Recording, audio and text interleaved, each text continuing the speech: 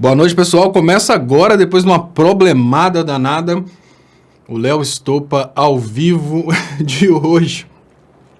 Parece que como tá dando tilt no Ministério Público Federal, o Conselho Nacional do Ministério Público já até mudou de ideia a respeito de proteger o Dallagnol. O bicho tá pegando, então eles estão... Parece que o Dallagnol, que ao meu ver, me respeitem, me desculpem aqueles que acreditam que o Dallagnol tenha qualquer coisa a ver com Deus por ser um batista. Ao meu ver, esse pessoal tem tanto poder demoníaco envolvido neles, os caras têm tanto assim, tanta energia satânica que eles conseguem fazer tudo dar pau, câmera parar de funcionar, luz desligar, enfim, tudo dá errado. Eu queria pedir para vocês compartilharem pra gente, aumentar o alcance, e agora as coisas estão realmente ficando mais picantes. Eu não vou conseguir comentar aqui os primeiros... comentários, porque eles já passaram. Mas deixa eu ver onde eu consigo chegar aqui no canal do Stoppa. Eduardo Martins, Nova Andradina, na Resistência. Abração pro pessoal de Nova Andradina. Cineclube Calanga. Boa noite, Léo Stoppa. Francisco Felipe. Oi. Olá, Francisco. Chocoprint BR. Boa noite a todos. Luiz Londrina, Paraná. Chocoprint. Vamos compartilhar no Facebook e nos grupos de WhatsApp para aumentar o alcance. Galera que está assistindo aí pelo Facebook, se puderem ajudar compartilhando aí para aumentar o alcance. Pelo que eu estou vendo no Facebook agora, provavelmente o amigo Anthony não está hoje participando, porque senão o Facebook já estava em 400 pessoas, que ele tem o poder do compartilhamento. Mas eu queria pedir para vocês, quem puder ajudar aí, vamos compartilhar para aumentar o alcance e vamos torcer para que a gripe do nosso amigo Anthony no canal Sabendo Direito acabe rápido e que ele volte para a live. Muito obrigado, pessoal. Muito obrigado, pessoal, aqui também do canal Leonardo Stoppa. Tá aqui subindo aqui, Vargas Desterro, boa noite. Hamilton Fraga, Wellington Moura, manda um boa noite para Cansanção, Bahia. Então, grande abraço para Cansanção, Bahia. Né? Obrigado, Chocoprint BR, participando como moderador aqui todas as noites. Obrigado a todos os moderadores, Gata Negra, Tatiana. Né? Precisamos descobrir o que está acontecendo com o Clicério, que sumiu do mapa, mas o Clicério volta. Vamos torcer pela volta do Clicério. Pessoal, deixa eu começar pedindo vocês para... Olha só como estão as coisas, né? As coisas estão como elas são. Esquema de palestras derruba blindagem no conselho do MP a Dallagnol. Gente, tá feio demais. Já tá difícil, né? Primeiro, a conversa mostra que o cara trabalhou durante todo esse tempo num esquema de ganhar contratações para palestras através da perseguição de um grupo político. Está muito claro.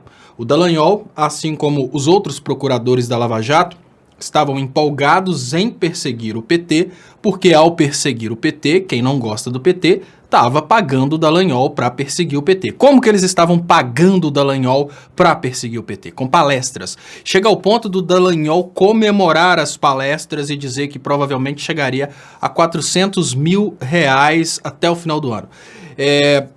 Bom, eu tô sem o calculador aqui, mas imaginem se a gente divide R$400 mil por 12, a gente vai descobrir quantas pessoas assalariadas valem as palestras do Dallagnol por um ano. Agora, imaginem a desgraça que esse cara causou na economia brasileira, imaginem o quanto de pessoas hoje estão desempregadas, pessoas já estão até passando fome por causa do egoísmo desse cara, por causa da vaidade desse cara, que desgraçou uma economia para perseguir grandes empresas. Obviamente, ao perseguir uma Odebrecht e ao perseguir uma OAS, esse cara desgraçou o emprego de muita gente no Brasil, mas foi contratado para palestras por acionistas de empresas concorrentes da Odebrecht. É mais ou menos assim, se o juiz da minha cidade prender o meu concorrente, quebrar a empresa do meu concorrente, eu vou contratar o juiz da minha cidade para palestra, muito confortável. Imaginem vocês que nós temos hoje, vamos pensar que é muito conhecido no Brasil, Fiat e Volkswagen. Então, o dono da Volkswagen faz amizade com o procurador, um Dallagnol da vida, e combina com o procurador de uma forma indireta. Toda vez que você prender o dono da Fiat, toda vez que você prejudicar a Fiat, eu te contrato para uma palestra. E olha, você vai chegar no final do ano tendo recebido R$400 mil de palestra. Essa é a forma que o poder financeiro encontrou de fazer tanto o Ministério Público quanto o Poder Judiciário trabalharem para o poder financeiro no sentido de perseguir partidos políticos que não representam tanto assim o poder financeiro e perseguir também empresas concorrentes. É por causa de R$400 mil que o Dallagnol causou diretamente só na Odebrecht 230 mil desempregados. Só na Odebrecht. Sem contar as empresas que vendiam para a Odebrecht. Podemos dizer que hoje estamos com mais de 13 milhões de desempregados no Brasil, porque o Dallagnol não podia abrir mão dos seus R$400 mil em palestra. E quando eu faço uma crítica ao tipo de igreja que criou a personalidade desse rapaz, eu chamo atenção para vocês, no sentido de que vocês prestem atenção do tipo de gente que frequenta essas igrejas, e agora eu peço desculpa para vocês, porque eu sei que toda regra tem sua exceção, mas até você que frequenta essas igrejas, olhe à sua volta e observe o tipo de gente que está à sua volta. Vocês vão ver que é exatamente Dallagnóis. São pessoas que não se sentiriam incomodadas em matarem milhares de pessoas para ganharem alguns mil a mais. Essas pessoas, infelizmente, elas matariam, destruiriam a economia, desde que a conta bancária deles estivesse crescendo. E não é muito difícil a gente chegar nisso. Olha, se tem uma coisa que é muito normal, dentro dessas igrejas, é que muitos membros observam o pastor e sonham em um dia serem pastores e terem, não necessariamente a responsabilidade espiritual de um pastor, mas sonham em terem o dinheiro daquele pastor, né? Muitas pessoas hoje vão à Igreja Universal porque elas olham a prosperidade econômica do Edir Macedo e pensam, olha, eu quero ser próspero igual o Edir Macedo. É por isso que as pessoas preferem ir à Igreja Universal do que ir a uma igreja humilde, porque elas não querem Deus, elas querem a prosperidade econômica.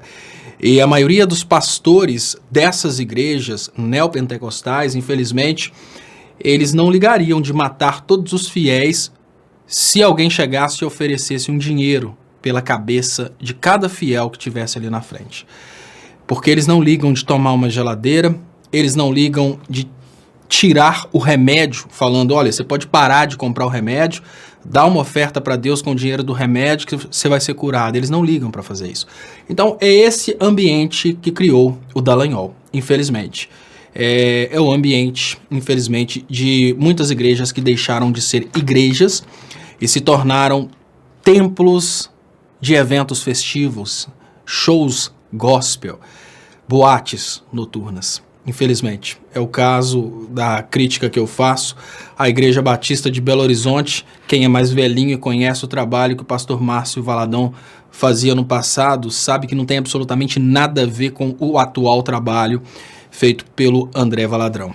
Infelizmente, é uma coisa completamente diferente. Chegou o momento em que eles perceberam. E olha, podemos aplicar a teoria da tabatização também às igrejas, claro. Eles perceberam que a maioria dos fiéis procuram as igrejas não por causa de Deus, eles procuram as igrejas para ficarem ricos. Aí os bons pastores passaram por um processo de tabatização religiosa e eles chegaram à conclusão que no lugar de ficar pregando o evangelho, é melhor oferecer a prosperidade a troco de uma certa grana, porque a maioria, infelizmente, vai lá procurando dinheiro, não é procurando Deus, evangelho, ensinamentos de Cristo.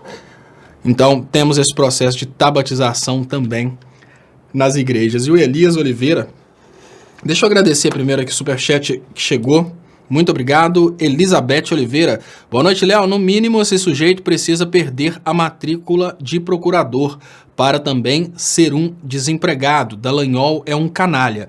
Olha, Elizabeth, eu acho que não basta perder a matrícula de procurador. Como ele vendeu as decisões, né? Como ele vendeu a atuação dele como procurador, eu acho que todo o dinheiro advindo de palestras tem que ser bloqueado. Eles não gostam de fazer isso com o Lula, eles não fazem a propaganda da Operação Lava Jato através do bloqueio do patrimônio do ex-presidente Lula.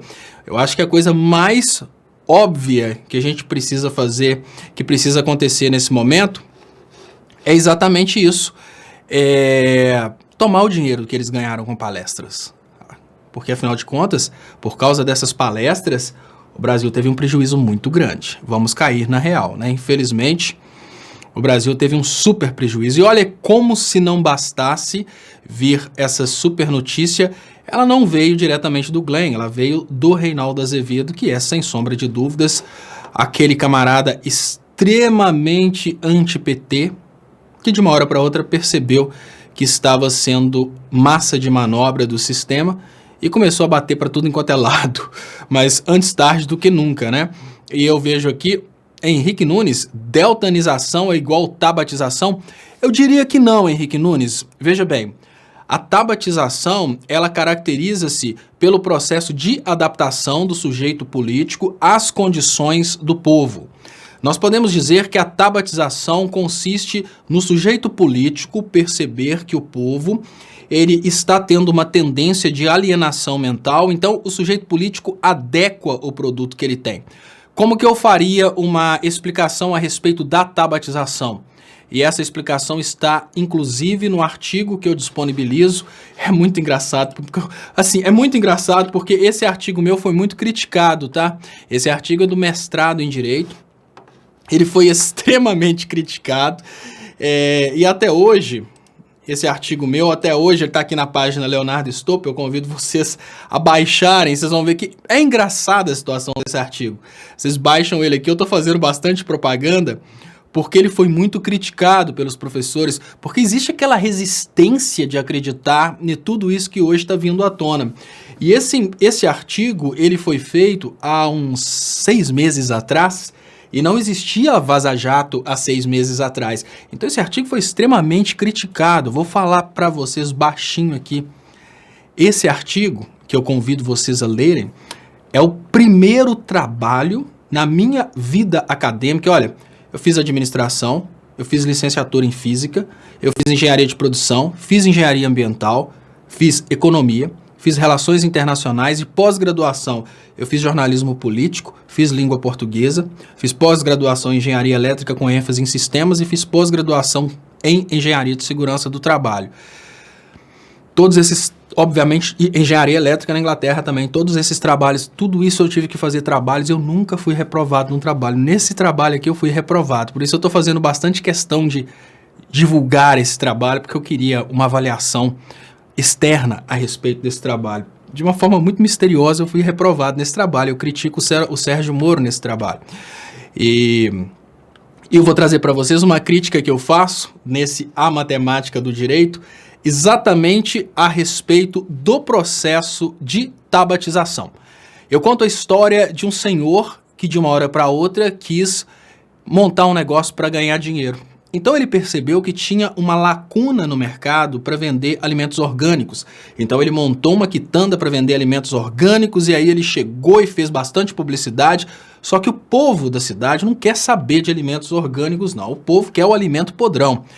Então esse Sozé que ficava metendo pau nos alimentos convencionais, ele simplesmente adaptou a quitanda dele, tirou o alimento orgânico e colocou alimentos convencionais. Porque o que o Sozé está querendo na verdade é tão somente lucro. E aí eu conto uma outra história que aconteceu com esse mesmo Sozé. E aí eu faço até um paralelo com a Operação Lava Jato de forma indireta, que eu falo a história de que esse Sozé vendia Coca-Cola.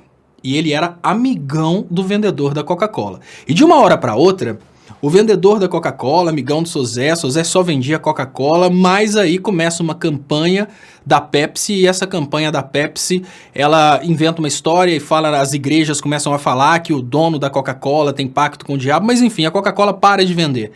Aí o que acontece? O seu Zé vai, briga com o vendedor da Coca-Cola, não tá nem aí mais pro vendedor da Coca-Cola e põe Pepsi, porque o negócio do seu Zé é vender. Por que eu faço essa comparação, pessoal? Porque, olha, a ideologia política é o produto que o político tem para vender. E aí eu conto, inclusive, a história daquele senador de Brasília, o Cristóvão Buarque, que simplesmente mudou de ideologia no momento em que o bicho pegou e ele viu que estava tendo um up na ideologia liberal. Então, a ideologia é aquilo que o político vende, não é necessariamente aquilo que o político tem. Então, por que eu estou falando isso tudo? O processo de tabatização, ele é um processo de um político que vendeu uma ideologia no momento que aquela ideologia poderia beneficiá-lo com votos, e ele vai se adaptando ao clima do povo. Hoje nós temos um povo completamente assim, alienado, batendo palmas para o liberalismo, e ao mesmo tempo nós temos uma situação muito clara, uma situação de risco e recompensa. A esquerda, ela deveria apresentar uma recompensa muito grande, porque o risco é muito alto. Qualquer pessoa que entende um pouco de investimento sabe que quanto maior o risco, maior tem que ser a recompensa. No lado do liberalismo, a recompensa é alta e o risco é baixo.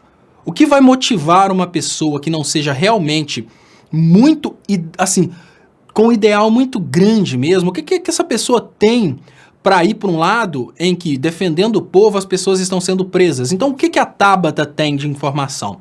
A informação que ela tem é que os políticos que trabalham para o povo mais humilde vão presos. Já em compensação, os políticos que trabalham pelos liberais, eles são elogiados pelo Luciano Huck, e obviamente isso dá um impacto muito grande na sociedade. Eles são patrocinados pelas pessoas mais ricas do Brasil, como o próprio Lehman. Eles tiram fotos com o governador de São Paulo, já praticamente numa proposta de contratação da Tabata como ministra de alguma coisa numa eventual eleição do Dória no futuro. E aí esse político ele passa por um processo de tabatização. É um político que veio de uma situação humilde.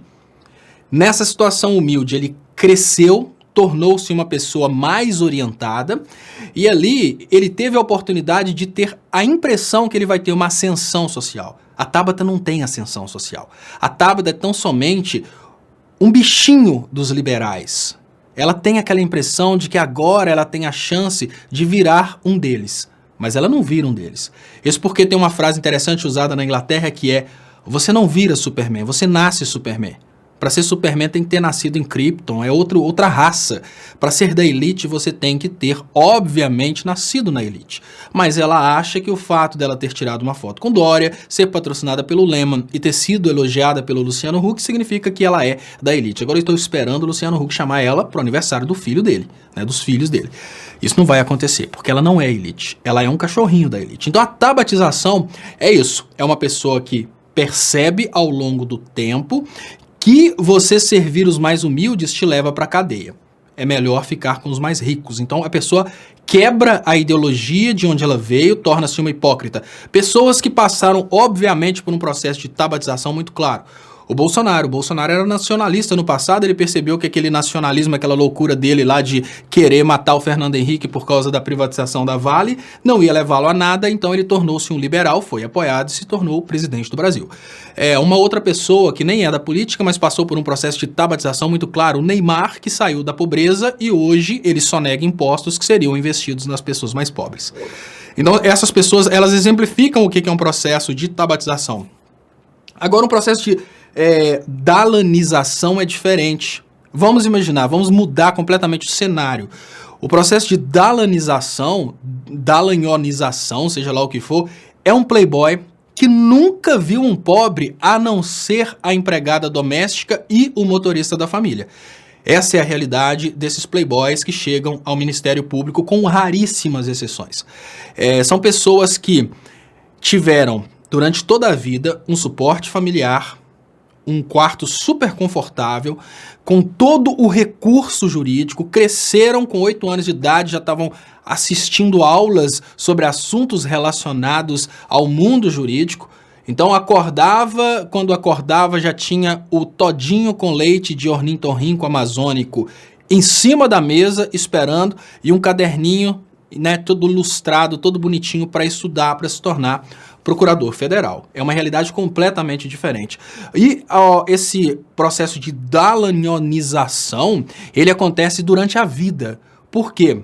Os pais provocam uma alienação da realidade real. Pessoas como o Dallagnol, eles nunca ficaram sabendo que pessoas no Brasil passam fome. Eles acham que isso é história de vagabundo.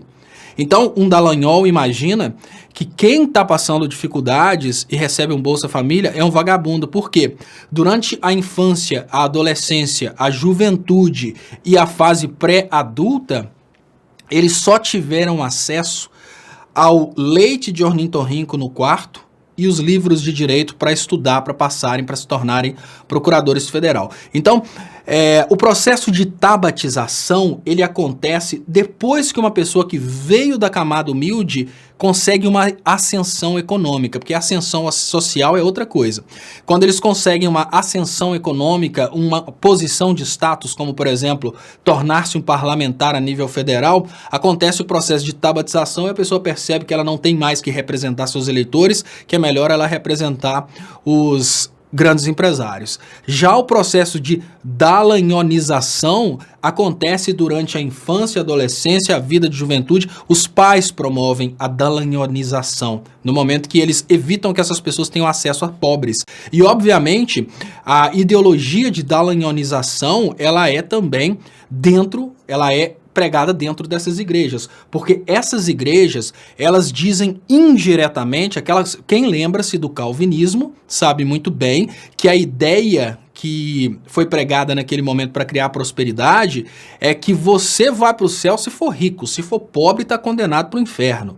Então as igrejas frequentadas pelo Dallagnol, essas igrejas infelizmente como por exemplo a Batista dos Valadrão lá em Belo Horizonte, elas pregam exatamente isso, você é aquilo que você tem.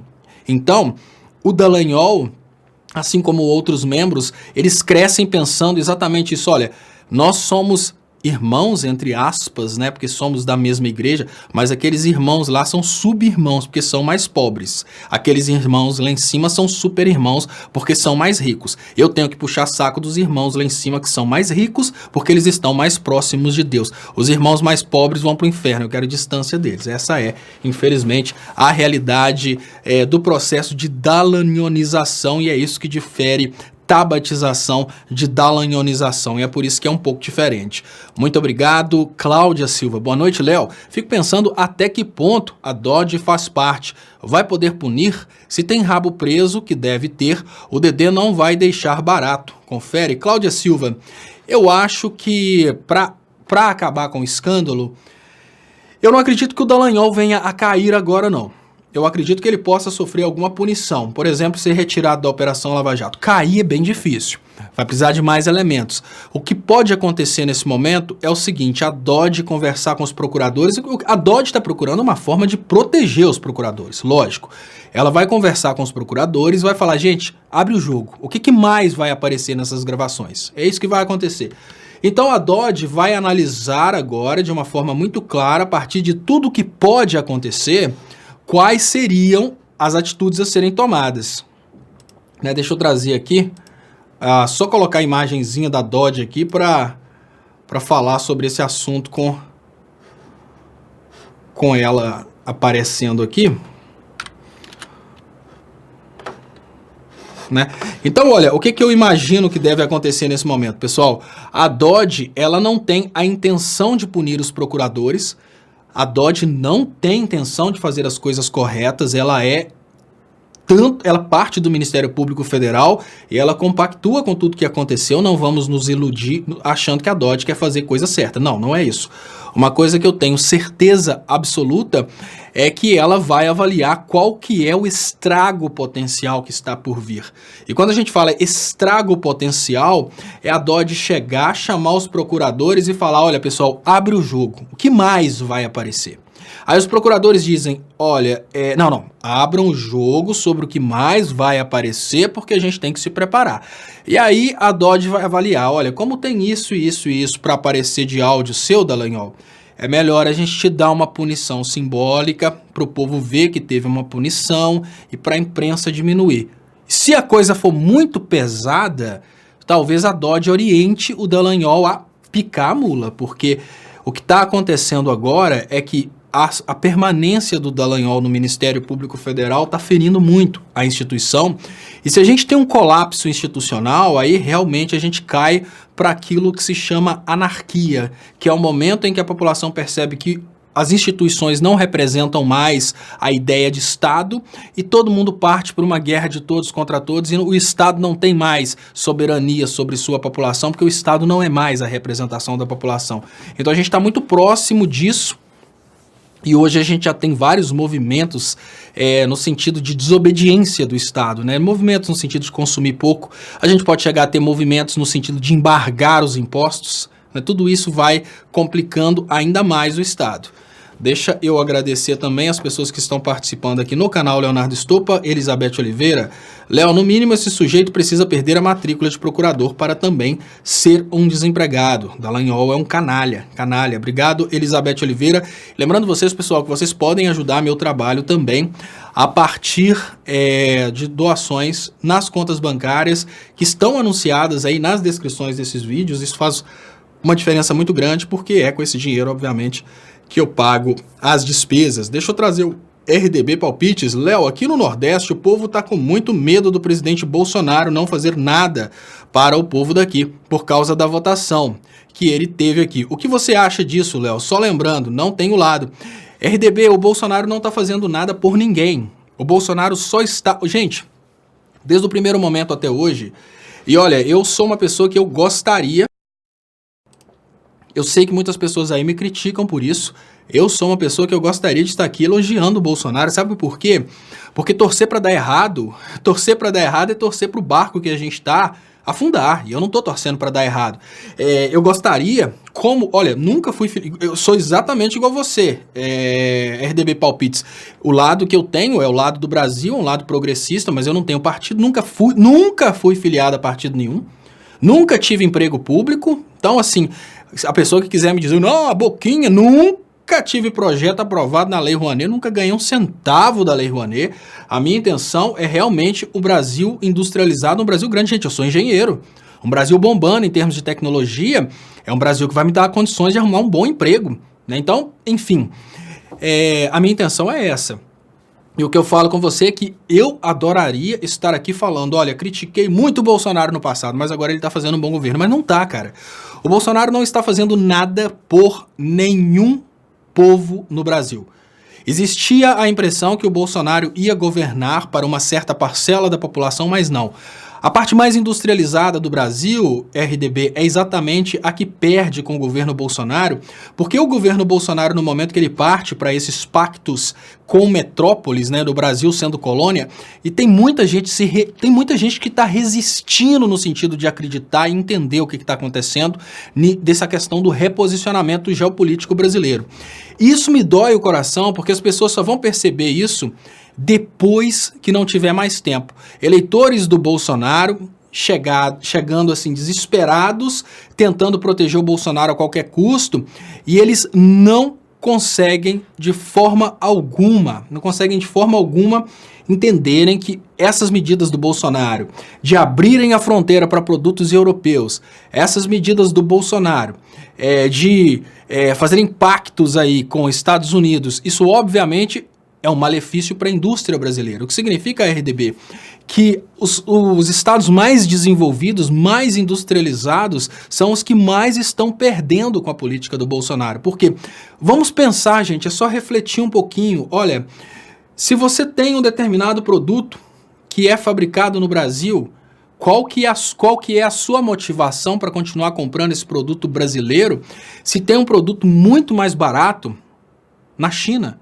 E aí chega na China, daqui dentro do Brasil, da China, sem impostos. Vou mostrar para você um produto que eu comprei e eu falei, eu só compro se tiver um brasileiro. Tá aqui, ó. Cheguei na loja em São Paulo, falei, ó, vou voltar a tocar violão, quero meu violão. Quero tocar violão, só compro se tiver de fabricação nacional, mas é uma exceção. Tem esse aqui, ó, que é o Rosine. Se alguém quiser comprar um violão de fabricação nacional, tô fazendo um jabá aqui pra Rosine, porque a Rosine não sei se quebrou com a Lava Jato, mas é uma das poucas fábricas que continuou fazendo instrumento dentro do Brasil. Mas a grande realidade é que tá acabando, pessoal. Tá acabando. Então, agora vocês imaginem que chega, por exemplo, um violão fabricado na China com mais qualidade, mais barato. O que vai acontecer com a fábrica da Rosine? Quantas pessoas vão fazer como eu? Vou falar, eu pago mais caro, mas eu faço questão que seja um produto nacional. Isso chama-se economia comportamental, é uma exceção. A economia lógica não, aquele ali está mais barato. Nunca que eu vou pagar mais caro nenhum só porque é nacional. Então as empresas nacionais vão quebrar. Simples assim. Então a pancadaria começa exatamente contra os estados mais desenvolvidos. Podemos dizer, RDB, que de tudo que o Bolsonaro fez até agora, os lugares que ele menos prejudicou foi exatamente a região que não votou nele. A região que votou nele, que é a região mais industrializada, é a que está mais sendo prejudicada. E é uma coisa que eu avisei desde o início. Eu falei, olha, os mais prejudicados com o governo Bolsonaro serão exatamente os eleitores do Bolsonaro, que são os menos produtivos. E agora, obviamente, agora você imagina o seguinte, pessoal, veja bem, a região do Brasil que já está acostumada com produção rural, ela não vai ter impacto. Vai continuar a mesma coisa, ela vai continuar produzindo produtos agrícolas. A região do Brasil que está acostumada com industrializado, cheia de indústrias, essas indústrias vão quebrando. Então quem está sendo prejudicado com o governo Bolsonaro? É lógico que quem está sendo prejudicado com o governo Bolsonaro é o Sul, o Sudeste, é São Paulo, é quem achou realmente que estava pirraçando o PT e deu tiro no pé. Vamos cair na real. Muito obrigado, Gata Negra. Léo, viu isso? Da esposa do Sérgio Moro ter aberto este ano uma empresa de cursos e palestras no mesmo endereço do escritório de Vicente P. Santos, listado como advogado dos procuradores da Lava Jato. Gata Negra eu não vi, mas o Tacla Duran já tinha feito várias denúncias a respeito disso e todo mundo ignorou. Mas essa informação é interessante. Uma das coisas que está pesando sobre o Dallagnol também é essa questão dele ter feito uma empresa de palestras em nome da esposa dele. Deixa eu trazer para vocês algumas notícias, que teve uma pessoa que falou que amanhã começam as prisões. Eu gostaria muito de não ser o hacker, porque obviamente eles vão inventar um hacker. E eu gostaria de não ser o hacker, que amanhã eles vão prender sei lá, jornalistas, hackers, e pode ser que essa prisão aconteça amanhã. E se eles tiverem escolhido o Leonardo Stoppa como hacker, é o Leonardo Stoppa que vai levar a borrachada. Então,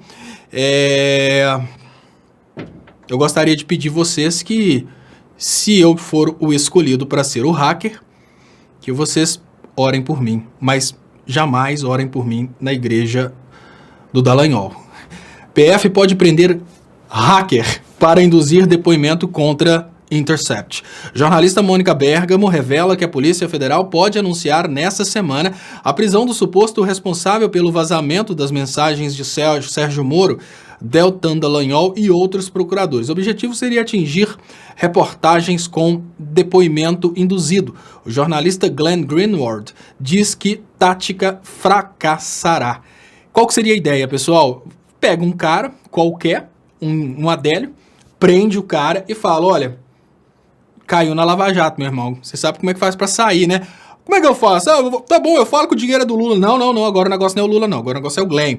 Não, mas eu já treinei desde que vocês me prenderam até agora, eu tô treinando aqui pra falar que o dinheiro é do Lula. Mas que dinheiro, meu amigo? Não tem dinheiro. Mas por que vocês me prenderam? Não, nós te prendemos agora é por causa do Glenn. Não, mas não é pra delatar o Lula, não. Não. Agora não é o Lula, não. Agora é o Glenn. Mas o que eu tenho que falar? Ó, você vai falar que você é o hacker. E que foi o Glenn que te ajudou a hackear. E que te contratou e te pagou pra hackear. Mas o que é hackear? Não, eu te explico. Não preocupa não que nós vamos te explicar o que é hackear. Aí vai ser bem engraçado, né? Coitado do hacker. Eu fico imaginando nesse momento. Coitado do cara que foi escolhido para ser o hacker. Porque vocês imaginam o seguinte. Pro Dallagnol fazer seus 400 mil reais de palestras, o Dallagnol, ele foi escolhendo empresários e foi prendendo, e ali foi chantageando e tal. Vocês imaginam que agora, para conseguirem fazer essa... Não, mas aí que tá, Dalva Souza. Dalva, a gente sabe que o hacker não tá no Brasil. A cara de pau é que os caras vão pegar alguém que não tem nada a ver com a história, vão meter alguém que não tem nada a ver com a história na cadeia e vão obrigar esse alguém a fazer uma delação. Não é isso que eles fazem. Os caras fizeram isso durante toda a Lava Jato. Então agora eu só torço para que nem eu, nem vocês sejam o hacker. E olha, eu falo... Gente, eu parei de mexer com essas coisas no Windows 3.11. Vocês lembram do... Não, foi até no... Eu parei de mexer com essas coisas no MSX, né? Que tinha lá o MSX, o Basic, BR Gradiente. Então eu não sei essas coisas de hacker. Retiro tudo que eu disse a respeito de hackear as coisas. E o Luciano Costa falou, hacker é o Adélio, mas não pode ser, porque o Adélio pode chegar lá como hacker, na hora que ele for delatar o Glenn, ele pode contar a história da facada. Então o hacker tem que ser um outro cara que não tenha absolutamente nada a ver com o Adélio e que tenha alguma coisa a ver com o Intercept. Ó, eu não sei nem o telefone do Glenn, então não venham com essa que eu sou o hacker, eu não sou o hacker. Posso até ter falado que eu sou hacker, mas um monte de gente falou que é o hacker, né, gente? Vamos cair na real. Mas então, Ivana Panhota fala que o hacker é a Tabata. Olha, acho que não, a Tabata tá muito do lado deles para ser o hacker. E o Ney Ita falou, cuidado, Ney, você não brinca com isso, porque os caras precisam prender um hacker. Você chega aí e escreve, eu sou o Hasher, que eu acho que Hasher é... Eu esqueci, não sei se é em alemão que é vingança, tem um negócio assim. E o Luciana Matos fala, não tem hacker, a gente sabe que não tem hacker, Luciana. Pode até ter hacker, mas uma coisa a gente tem certeza, o cara foi extremamente inteligente de ser o hacker. Aí ele conseguiu hackear, mas ele é burro bastante pra ficar no Brasil pra ser preso, né? Ô, hacker idiota, não, o cara foi super mestre de conseguir hackear, conseguir os dados, entregou pro Glenn. Gente... Olha, vamos cair na real. Tem várias teorias, mas uma das teorias factíveis é que lá nos Estados Unidos tem um sistema de gravação de tudo enquanto é conversa, tudo enquanto é coisa que está acontecendo, e os caras estão monitorando, estão gravando para usar na hora certa, gente. Assim vai. É isso que eu acredito, mas pode ser também, eu trouxe uma das possibilidades no passado, e uma das possibilidades para esses dados terem sido capturados dessa forma é que alguém lá de dentro tenha capturado os dados no Ares, porque esses aplicativos de conversa, todos nós provavelmente temos aí o WhatsApp, que é muito semelhante ao Telegram. Chega um momento em que esses aplicativos eles fazem o upload para a nuvem. E o upload para a nuvem... quando ele está acontecendo, se uma pessoa fizer a captura dos dados, e olha, para capturar os dados é muito simples, é um computadorzinho desse mais barato aí, captura os dados. E o cara faz a captura dos dados, depois ele usa uma tecnologia de ataque de força bruta ali e consegue fazer a decriptação dos dados. Mas, enfim, aí eu só não acredito que eles vão achar o hacker. Mas eu acredito que possa ter havido aí, não o hacker no sentido de invadir o telefone dos caras, mas alguém que tenha feito, não um hackeamento, mas uma interceptação dos dados, né? Interceptação dos dados é bem diferente de hackeamento. E o Júnior Alves fala, não, eu sou hacker. Vai faltar espaço na federal, viu? Os caras vão ter que prender gente mais. José Afonso Cota, Léo, não se preocupe que o hacker é comprado igual ao assassino de uma modelo aqui em BH que sabia da corrupção do PSDB na CEMIG.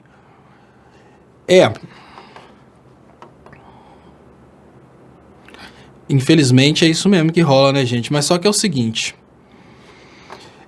o hacker provavelmente vai ser uma pessoa... O que Sérgio Moro tentaria fazer? Prender alguma pessoa que já fosse um inimigo para aproveitar a prisão, né? E Júnior Melo, boa noite, Léo. Não acharam o Queiroz. Olha, mas que polícia federal estranha. Os caras não conseguem achar o Queiroz, mas conseguem achar o hacker.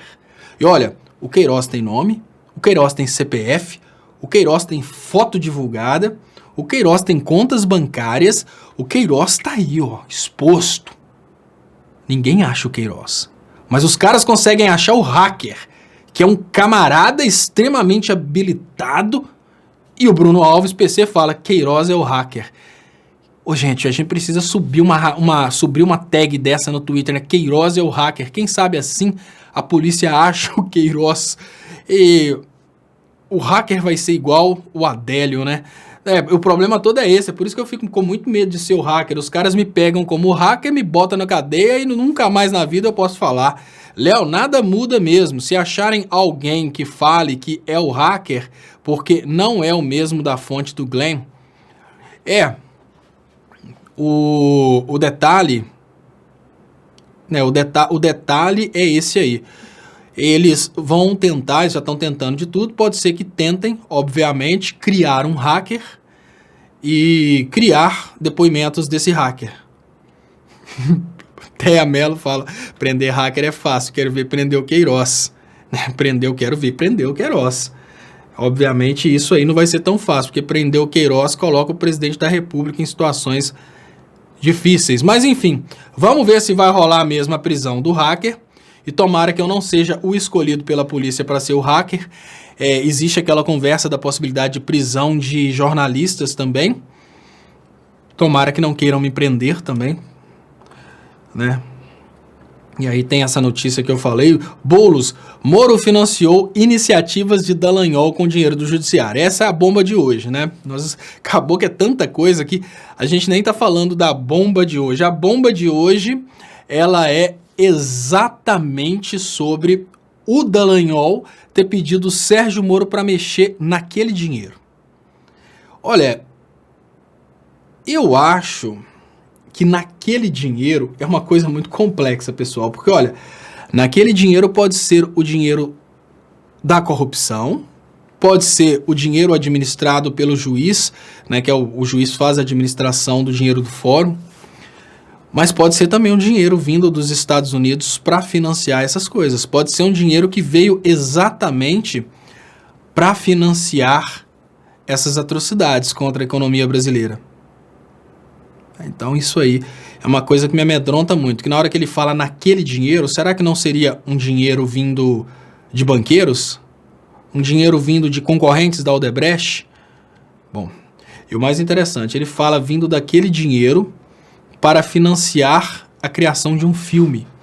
Esse filme seria o filme contra a corrupção, que utiliza, olha que interessante, o roteiro do filme criado pelo Dallagnol, ele utiliza a mesma técnica das igrejas, como a igreja a qual frequenta o próprio Dallagnol, que é aquela coisa de impor medo.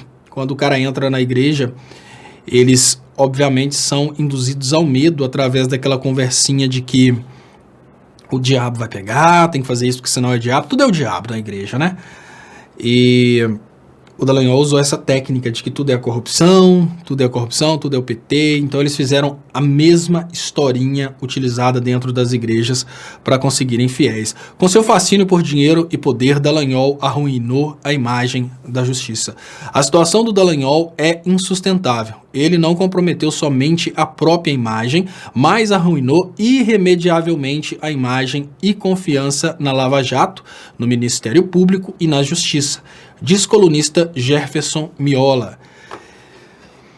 Deixa eu agradecer aqui. Muito obrigado. Heloise Leroy. Olá, Léo.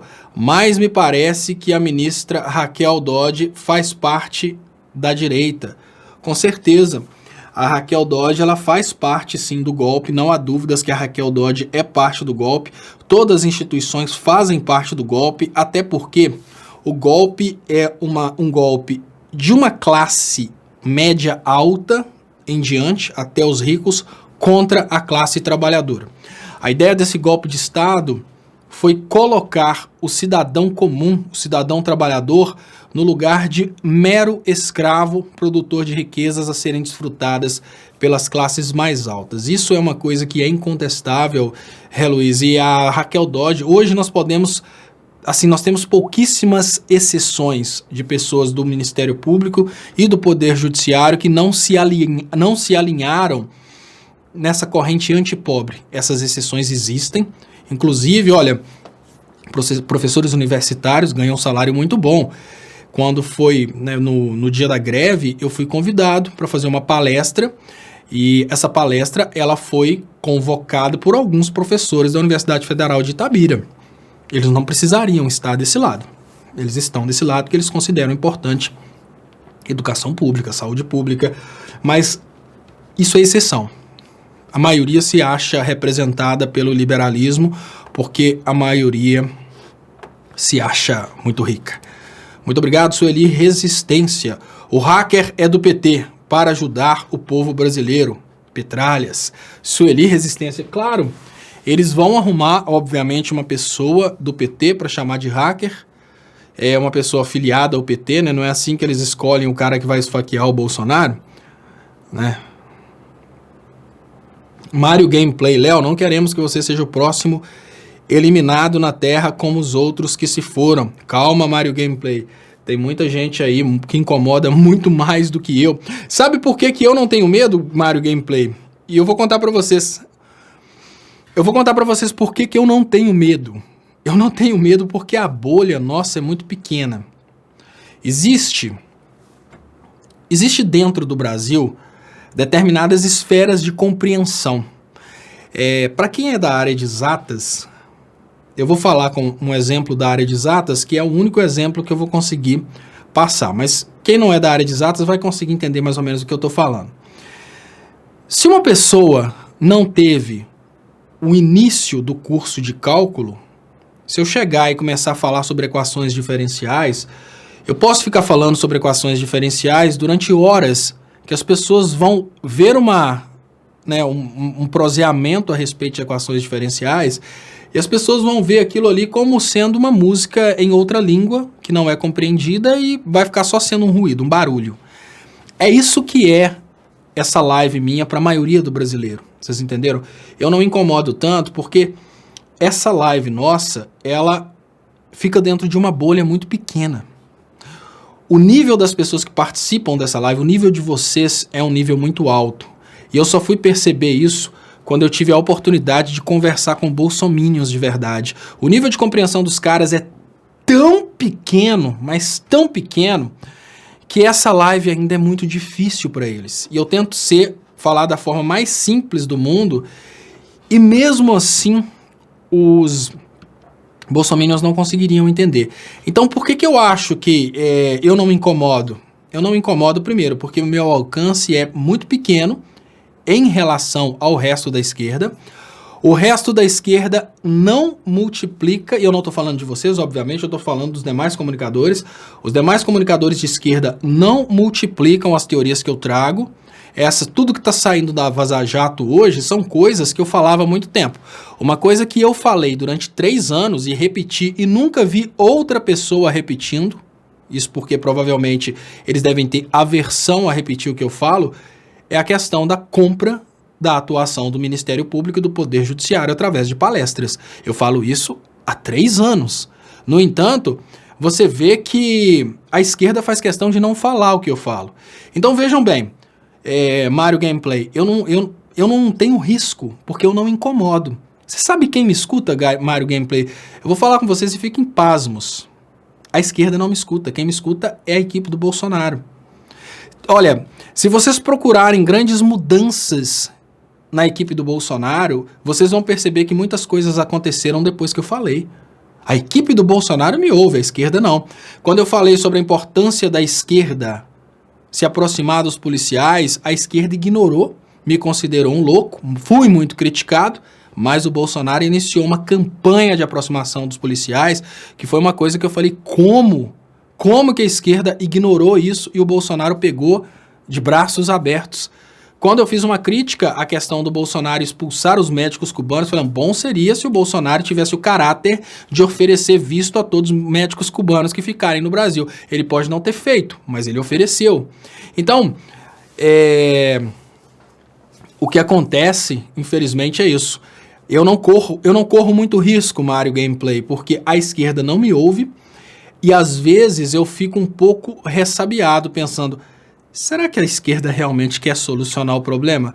Porque quando eu vejo detalhes do tipo, eu falei sobre a questão do princípio do juiz natural, se a esquerda toda tivesse batido em cima do princípio do juiz natural, talvez seria possível fazer um clamor internacional a respeito da condenação do Lula e ter conseguido anular a condenação do Lula. Ninguém da esquerda quis dar ideia para isso. Eu até vi uma pessoa falando sobre isso na Roda Viva, naquele programa Roda Viva, mas não é um comunicador de esquerda, era um jurista. Além do princípio do juiz natural, eu falei sobre a inconstitucionalidade da lei da ficha limpa para o cargo de presidente da República, porque a lei da ficha limpa, ela não pode ser maior que a Constituição. E se a Constituição permite a todo brasileiro decidir o presidente da República, como que você pode criar uma lei que vai falar o brasileiro pode decidir quem vai ser o presidente da República depois que os juízes decidirem quem pode ser candidato? Então é uma coisa muito óbvia. Se você pensa, olha, peraí, você não pode ter uma lei que passa por cima da Constituição. E a Constituição é clara que o presidente da República é escolhido pelo povo. Não é um presidente que se escolhe, não. O direito do povo escolher o presidente da República. E você não pode tirar o direito do povo escolher o presidente da República com a lei da ficha limpa. A esquerda simplesmente ignorava todas as teorias que eu trazia.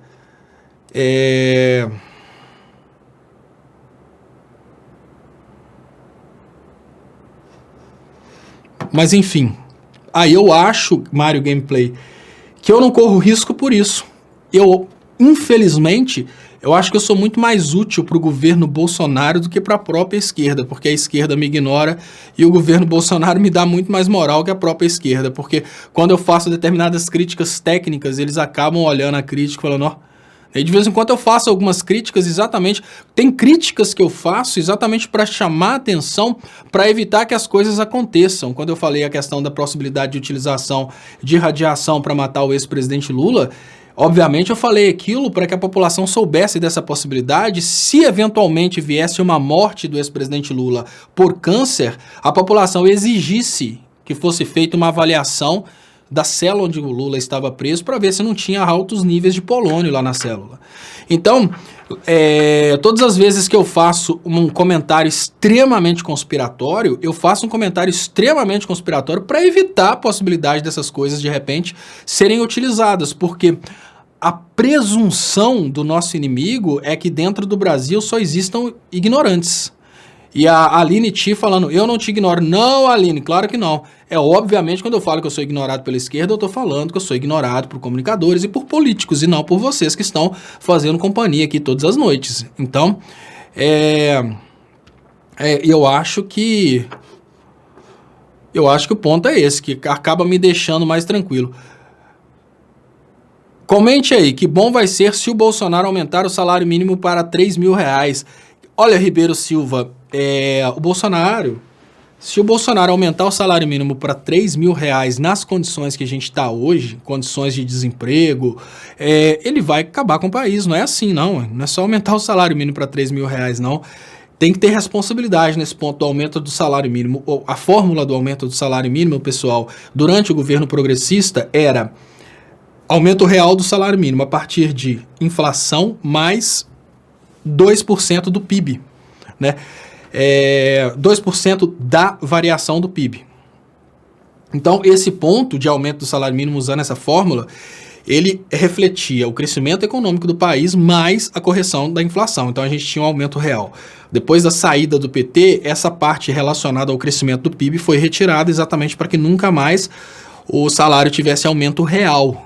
Mas são vários os fatores que acabam prejudicando. Até a previdência é um fator que prejudica a possibilidade do salário ter aumento real, porque no momento que você aumenta o salário, pensa assim, no momento que você aumenta o salário para os trabalhadores, você automaticamente aumenta o salário também você aumenta o salário para os trabalhadores, você aumenta o salário também da Previdência. Então tem sempre um risco. Às vezes o presidente fica com medo de aumentar o salário acima da inflação e com isso aumentar o déficit previdenciário. E é por isso até que a reforma pede algumas desvinculações do salário mínimo. Né? São pontos aí da reforma que até fazem sentido. Né? A reforma não poderia maltratar os mais pobres, mas essas desvinculações, retiradas de determinados benefícios acumulados, né? Tem pessoas que acumulam vários benefícios, são coisas que acabam fazendo sentido, porque acabam beneficiando pessoas que não precisam. Mas, infelizmente, essa questão aí de desvalorização do salário hoje é a realidade, né? Hoje o nosso salário está subindo menos que a inflação, ou seja, desvalorização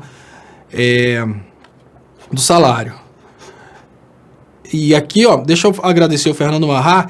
Isso é falta de surra de mangueira em praça pública. caso da mãe do Deltan pegá-lo pela orelha, puxá-lo até a faculdade de Direito e ajoelhar no milho. Não, Fernando Marrá. Se a mãe do Deltan cresceu na mesma igreja que o Deltan, ela obviamente foi uma das pessoas responsáveis pela formação do Deltan. A personalidade cruel das pessoas que frequentam essas igrejas é, em primeiro lugar, a responsabilidade dos pais que levam as pessoas para essa doutrinação covarde que é promovida nessas igrejas. A doutrinação de avaliar o próximo de acordo com o que o próximo tem em grana. Infelizmente é isso. E Ricardo Fernando Carvalho, o PIB do PT cresceu muito. Que o diga os 500 bilhões roubados do BNDES. Ô, Ricardo, você já leu o livro do BNDES? Você já teve a oportunidade? Porque, olha, Ricardo, eu até entendo, sabe? Porque tem pessoas que delegam a função de pensar. Tem até uma frase fantástica que eu acho que é do Henry Ford. Pensar é uma tarefa tão difícil que poucas pessoas dedicam-se a ela. Eu acho que é dele mesmo.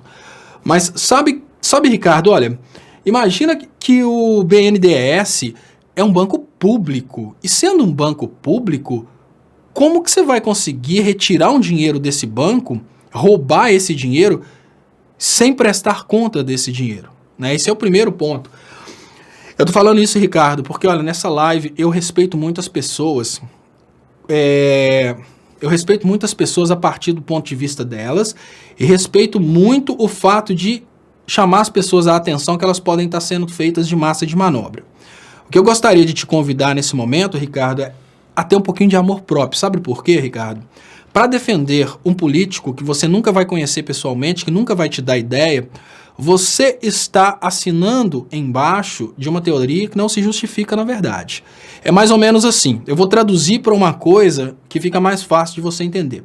Seria como se, para defender o Bolsonaro, você estivesse gritando aos quatro ventos de que Papai Noel existe e você se encontrou com Papai Noel na semana passada. Eu falo isso porque, para você que não tem aprofundado conhecimento de como funciona o sistema bancário, Ricardo, pode ser fácil falar que o PT roubou 500 bilhões do BNDES.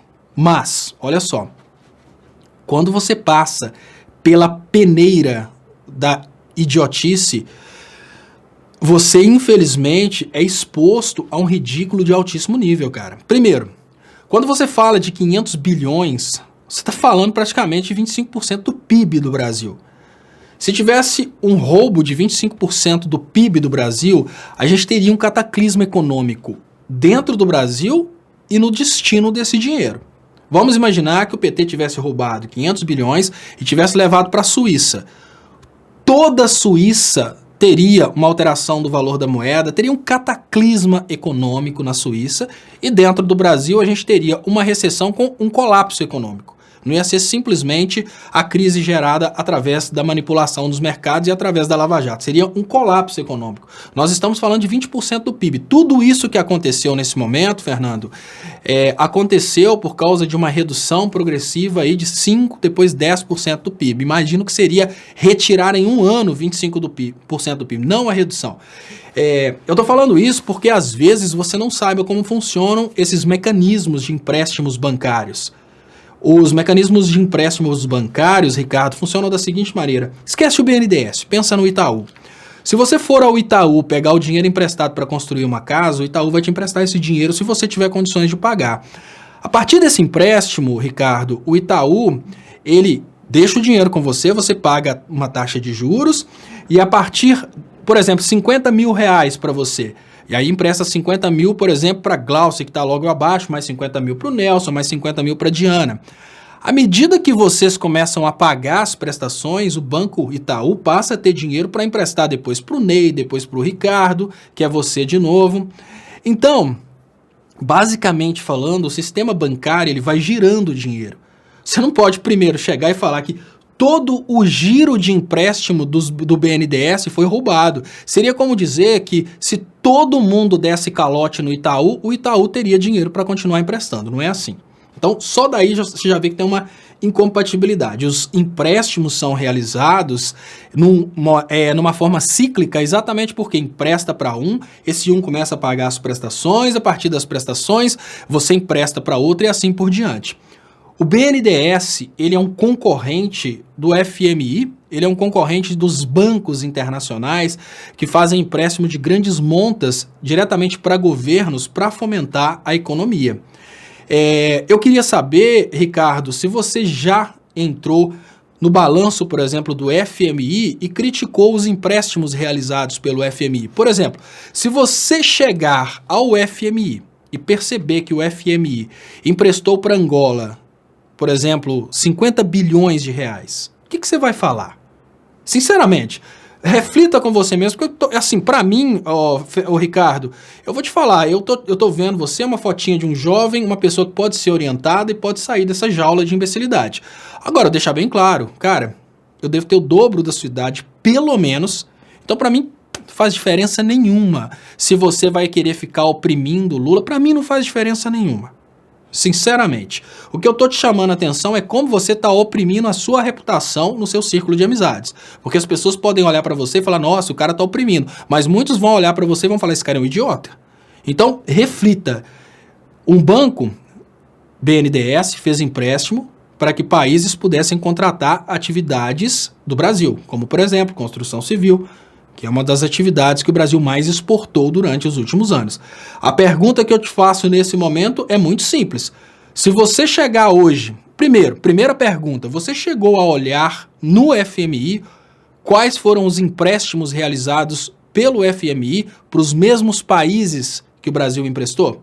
E a pergunta que eu te faço nesse momento é o seguinte, você fala que o FMI, que fez empréstimo para os mesmos países que o Brasil fez empréstimo, só que a diferença é o seguinte, toda vez que esses países iam contratar um serviço brasileiro, eles faziam um empréstimo no Banco Brasileiro. Todas as vezes que esses países iam contratar um serviço dos Estados Unidos, eles faziam um empréstimo no FMI, ou seja, é absolutamente a mesma coisa. A diferença é o banco envolvido e a empresa prestadora de serviços. Se for nacional, brasileira, BNDES. Se for gringa, FMI. A pergunta que eu te faço nesse momento é o seguinte, Ricardo, alguma vez na sua vida você já procurou saber sobre os empréstimos realizados por outro banco para esses mesmos países?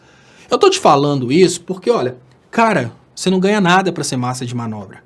Você não ganha nada para ser bobo. Você não ganha absolutamente nada para tentar multiplicar uma teoria que não se sustenta, cara. Olha, se o banco não tiver... Primeiro ponto, me explica como o BNDES teve lucro se ele estava sendo roubado em 25% do PIB nacional. Tipo, você tá falando... 25% é assim, você pega uma pizza e divide essa pizza por 4 e pega um pedaço. Você tá falando de 1/4, 25%, uma pizza dividida por 4, você tira um pedaço de tudo que o Brasil produz num ano. Cara, de boa, como que é possível roubar isso?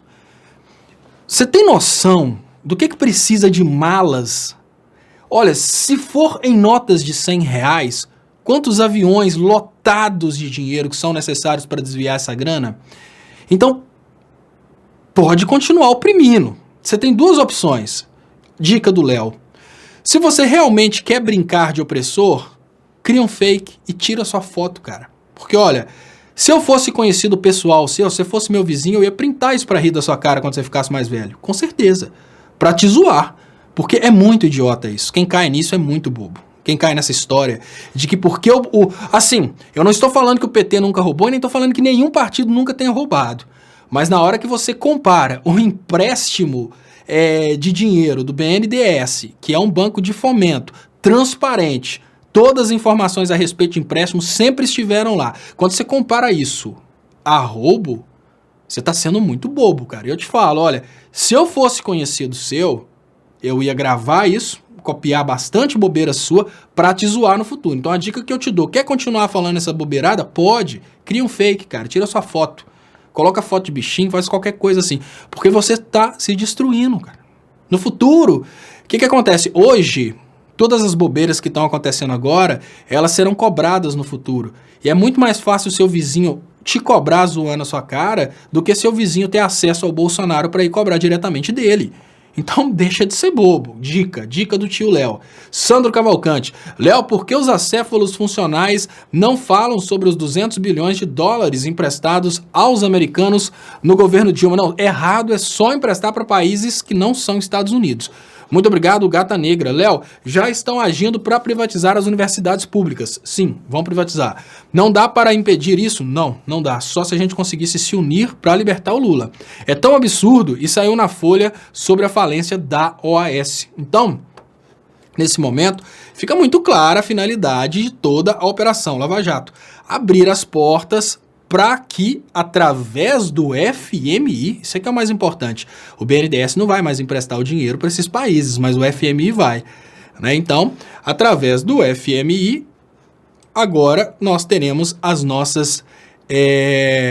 as empresas que o Brasil antes exportava tecnologia e serviço, agora são substituídas aí por empresas gringas, né? E nessa brincadeira, aquele nosso colega lá que deixou essa mensagem boba, que eu acho que é alguma coisa Fernando, ele bate palma, o FMI pode. Então, dica básica, quando você for criticar os 500 bilhões emprestados pelo BNDES durante o governo do PT, procura no FMI que vocês vão ver que o FMI emprestou muito mais, gente.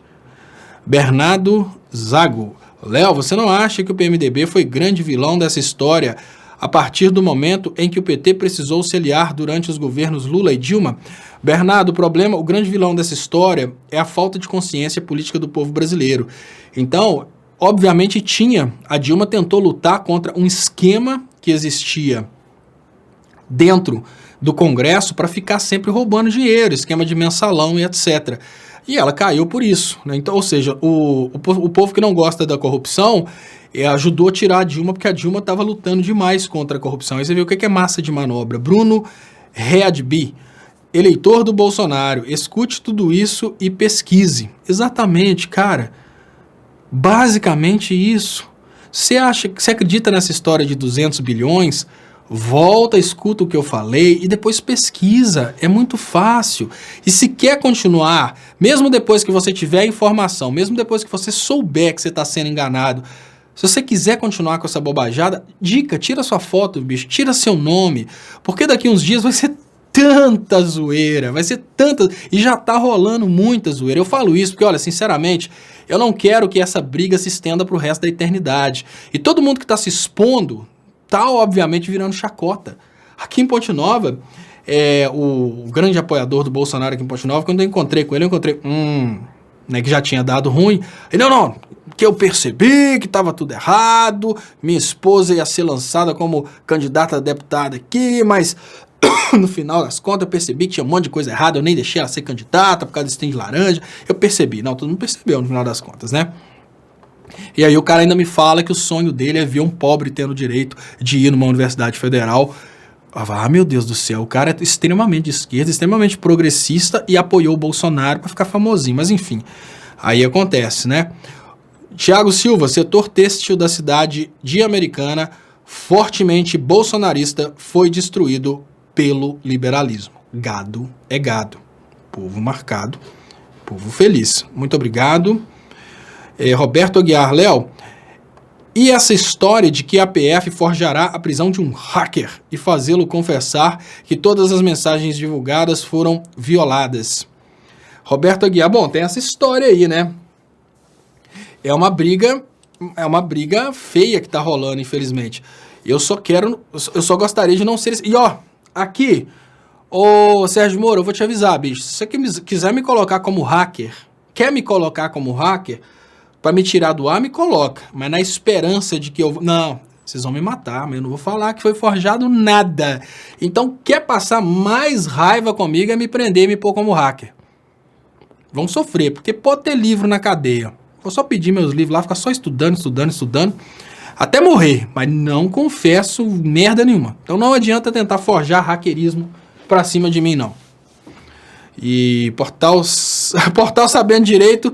já lança a hashtag ali, Léo Livre. Né, Léo? Então, sim, se me prender como hacker, pode até prender. Mas não vai rolar nada, não. Não vou falar nada, nem adianta. Ricardo Fernando Carvalho, você é a quintessência da obtusidade. Mas ele sumiu, ele não trouxe. Será que ele está pesquisando? Sabe o que acontece muito? Há muito tempo atrás... eu fiz um vídeo, deixa eu ver se eu acho aqui, pra mostrar pra vocês que engraçado. E eu achei o rapazinho simpático, mineiro e tal, e aí eu fiz uma resposta pra ele. No que eu fiz uma resposta pra ele, ele demorou um tempão pra me responder, depois ele veio com um monte de coisinha decorada, que você via que ele foi buscar isso em outra informação. Deixa eu ver se eu acho aqui, Eduardo Leonardo Estopa Comunista, eu acho que eu vou achar. Mas cadê o cara? Bom, tem um monte de gente me xingando no YouTube, mas o que eu achei mais engraçado foi um rapazinho mais jovem que ele me refutou. Me refutou. Aí esse rapazinho mais jovem que me refutou, depois eu fui gravei um vídeo para ele, falou: ô Dudu, não é assim e tal. E depois ele foi, passaram aí uns 20 dias, ele foi e gravou a refutação. Aí eu vou e tô procurando e acho quem aqui? O meu amigo, o Adão Bispo. Tá aqui, ó. Léo Estopa, nova. Vamos ver o que fala aqui o Adão Bispo. Eu já tinha assistido isso aqui, ou então a Jennifer assistiu. Mas o mais interessante, ele tá no meu cenário e tá usando a minha camisa xadrez. E deixa eu colocar maior aqui. Ô, Adão Bispo. Deixa eu ver o que fala o Adão Bispo aqui nesse vídeo. Já estamos chegando à meia-noite mesmo. Um videozinho a mais, deixa eu ver aqui. Tem que ter som. Bem-vindos ao programa do Léo Estopa. Vocês estão aí, agora eu vou mostrar para vocês aqui. Eu quero que vocês prestem atenção em uma coisa. Eu vou mostrar para vocês aqui na tela que a nova temporada de um novo seriado que vai sair no Netflix. É isso mesmo, pessoal. Vai sair no Netflix aí, ó. Os Emprega-Fantasmas. Os Emprega-Fantasmas, eles vão empregar aí fantasmas aí a sair da Val, vão empregar aí motoristas, vão empregar várias pessoas aí, variadas vagas aí no mercado de trabalho. É isso aí, pessoal. Eu peço para vocês que vocês deem uma atenção aí nessa nova série aí que vai estrear no Netflix, viu? Eu quero deixar registrado aqui que também nessa série aí vai ter uma mistura de salada de frutas, tá? O açaí da Val, a laranja lá do Queiroz, vai sair também aí algo que é o leite de ornitorrinco ali misturado, né? Não mistura leite de ornitorrinco com manga, viu, pessoal? É bom prestar atenção nisso aqui, porque a partir dos próximos meses vão sair séries mais ou menos parecido com isso aqui. Então, recusa as imitações, tá certo? Vamos deixar, tá aí, ó. Entre aí na página do Facebook, entre lá no WhatsApp, no Instagram, segue a gente. E é isso aí, pessoal. Um abraço pra vocês aí e até a próxima live. Oxe, Estopa. Tô todo doído, todo dolorido, tô acabado. Tomando remédio aqui, todo detonado. Umas dores estranhas nas costas. Passei o tal do óleo de copaíba nas costas e nada de resolver. Mandaram passar óleo de peroba na cara, eu passei também, mas nada. Não sei mais o que eu faço. Qual a sua dica aí, cara, pra eu poder resolver toda essa esculhambação que eu tô passando na vida? Ô, rapaz, eu vou dar uma dica pra você de um negócio fácil pra resolver essa problemada toda aí. Você vai num camarada aí que chama João de Deus. Você vai passar a linha do João de Deus e vai fazer uma operação espiritual, não sei, você vai sair bom, vai sair fino.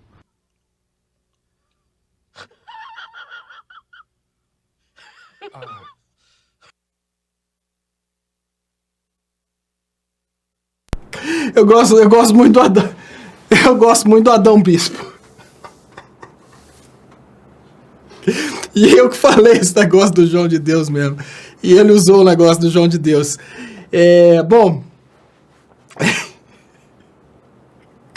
pessoal, muito obrigado pela participação de vocês.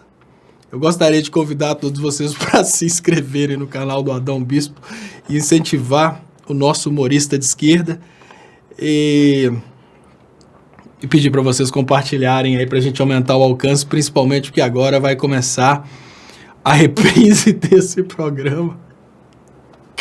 E vou falar com vocês que eu não sugiro isso do João de Deus pra vocês não, tá?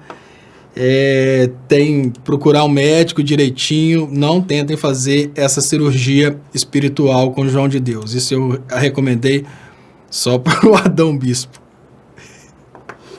E muito obrigado, inscrevam-se aí nos canais e, por favor, quem puder ajudar meu trabalho, tem também as contas bancárias que estão aí anunciadas nas descrições desses vídeos, de todos os vídeos. Muito obrigado, pessoal, e até mais.